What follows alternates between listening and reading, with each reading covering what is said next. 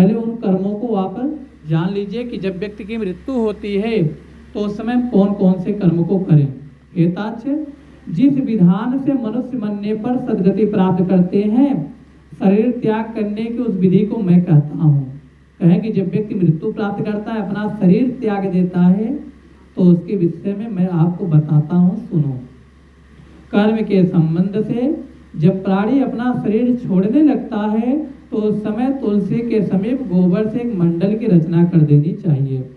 कहा गया उस समय हमें अपने कर्म के अनुसार, कर्म के संबंध से जब प्राणी अपना शरीर छोड़ने लगे, जब प्राण वायु शरीर को छोड़ने लगे, तो उस समय तुलसी के वृक्ष के बगल में वहाँ गोबर से एक मंडल की रचना बना लेनी चाहिए।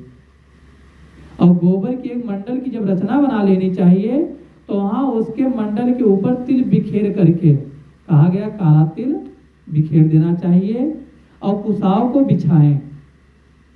कहा गया पहले तुलसी के वृक्ष के बगल में मंडल बनाइए, गोबर से लीप दीजिए, काला तिल बिखेर दीजिए, फिर कुसा का आसन बिछा दीजिए।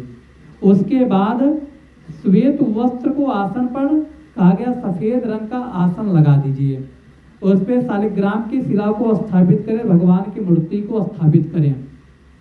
जहाँ पाप दोष और भय का हरण करने वाले शालिग्राम शिला विद्यमान है, उसके सानिध्य में मरने से प्राणी की मुक्ति सुनिश्चित है। कहा गया अगर वहाँ शालिग्राम भगवान की मूर्ति रख दी जाए तो उस समय अगर किसी व्यक्ति की मृत्यु होती है तो तुरंत मोक्ष को प्राप्त करता है, भगवान के शरण में जाता है। जहाँ जगत के ताप का हरण करने वाले तुलसी वृक्ष की छाया है, कहा गया जहाँ संसार सागर में जगत के ताप का हरण करने वाले, जितना ताप है, जितना पाप है, सबका हरण करने वाले तुलसी की वृक्ष की अगर छाया है, वहाँ मरने से सदैव मुक्ति ही मुक्ति होती है, जो मुक्ति दान आदि कर्मों से दुर्लभ है। कहा गया जितना हम दान वगैरह देंगे उतना में तुलसी का वृक्ष ही मोक्ष प्रदान कराने वाला है। कहा गया जिसके घर में तुलसी के वृक्ष के लिए स्थान बना हो, वह घर किसी तीर्थ स्वरूप से कम नहीं है।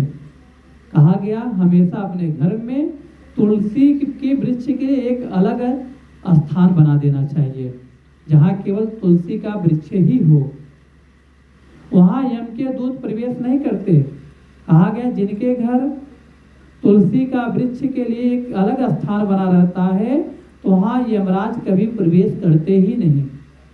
तुलसी की मंदिरें से युक्त होकर जो प्राणी अपने प्राणों का परित्याग करता, वह सैकड़ों पापों से युक्त हो तो भी यमराज उसे देख नहीं सकते।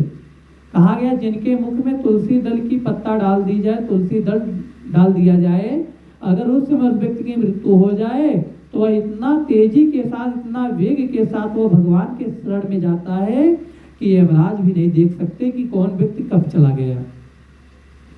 तुलसी के दल को मुख में रखकर तिल और कुसा के आसन पर मरने वाला व्यक्ति पुत्रहीन हो तो भी निसंदेह विष्णुपुर को जाता है।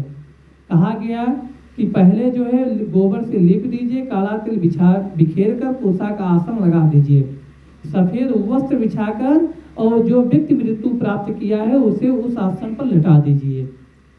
और लेटाने के बाद उसके मुख में जो है तुलसी दल और गंगा जल डाल दिया जाए। अगर वह व्यक्ति पुत्रहीन है, अगर उसे संतान की प्राप्ति नहीं है, तब भी उसका परम कल्याण हो जाता है, वह भगवान विष्णु के पद को चला जाता है। कहा गया तीनों प्रकार के जो काले, सफेद और भूरे रंग के तिल हैं, कुश और तुलसी, ये सब प्राणी को दुर्गति से बचा लेते हैं।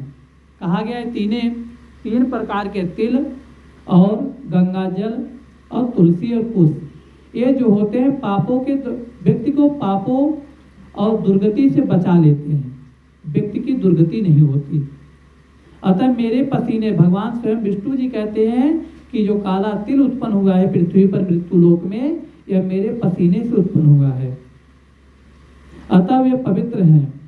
असुर दानव दैत्य तिल को देकर भाग जाते हैं।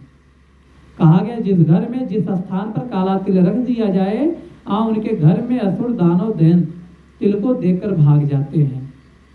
हेताच्छ, मेरे रोम से पैदा हुए यह कुश, भगवान विष्णु स्वयं कहते हैं कि यह जो कुश मृत्यु लोक में उत्पन्न हुआ है यह मेरे शरीर के रोम से पैदा हुआ है, और इसीलिए इनके स्पर्श से मनुष्य को स्वर्ग की प्राप्ति होती है। भगवान कहते हैं कि जो मनुष्य इसे अंत काल में अगर छू ले तो उसकी जो है मोक्ष की प्राप्ति हो जाती है, वह स्वर्ग लोक में चला जाता है। कुशा के मूल में कहा गया, कुशा में 3 भाग होता है, जड़ और ऊपर का भाग, बीच का भाग। तीनों भाग में कहा गया, कुशा के मूल भाग में ब्रह्मा निवास करते हैं, कुश के मध्य में जनार्दन, और कुश के आगे वागे भाग में जहाँ जड़ होता है वहाँ शंकर भगवान निवास करते हैं। और इस प्रकार तीनों देवता कुश में स्थिर रहते हैं। इसीलिए कुश अग्नि, मंत्र, तुलसी, ब्राह्मण और गौ ये बार बार उपयोग किए जाने पर भी निर्माल नहीं होते, अर्थात अशुद्ध नहीं होते। कहा गया कोई कुश हो, कोई अग्नि, कोई मंत्र, कोई तुलसी, कोई ब्राह्मण, कोई गाय, किसी कर्म में आप प्रयोग कर लीजिए परंतु यह कभी अशुद्ध नहीं होते।